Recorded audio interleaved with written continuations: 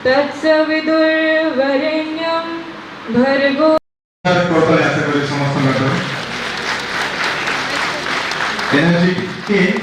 जी आमर Malkangiri 6th state power lifting competition inaugurate होती जो आमर तीन दिन रे तीनटा प्रकार कंपटीशन हम बॉडी वेट कैटेगरी अनुसार बेंच प्रेस हम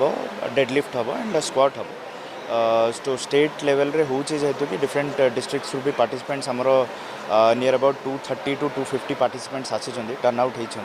तो होपफुली आमर मालकानगिरी जेहेतु कि फर्स्ट टाइम स्टेट लेवल रो पावर लिफ्टिंग कंपटीशन होची गोटे सक्सेसफुली ऑर्गेनाइज हम ऑर्गेनाइजर्स माने भलो अरेंजमेंट्स भी करिसेंती स्टेट लेवल जजेस भी आसी जूरी आसी तो से कंपटीशन टाको प्रॉपर्ली नेगोशिएट करिवे।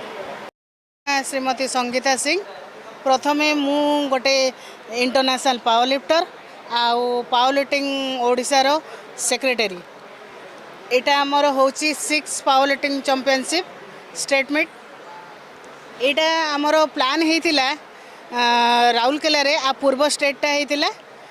जोटा कि आमे चाहूथुलु ना पावर लिफ्टिंग खेलटा प्रत्येक ओडिशा प्रत्येक कोण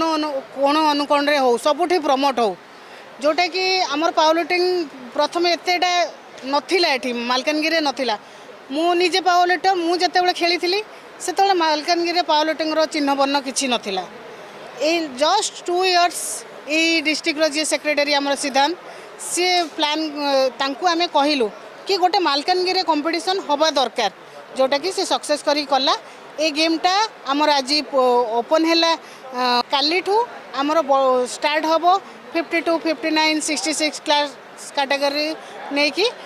16 रे अच्छी गर्ल्स मानकर 3 दिन पर्यंत कंपटीशन हम एठू आसी 14टा जिल्ला रु 250 पिला जनरल बॉडी मीटिंग पे स्टेज को आसीबे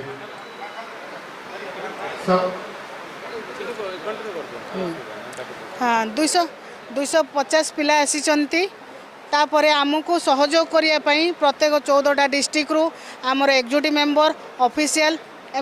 अप्रिशिएट कले 300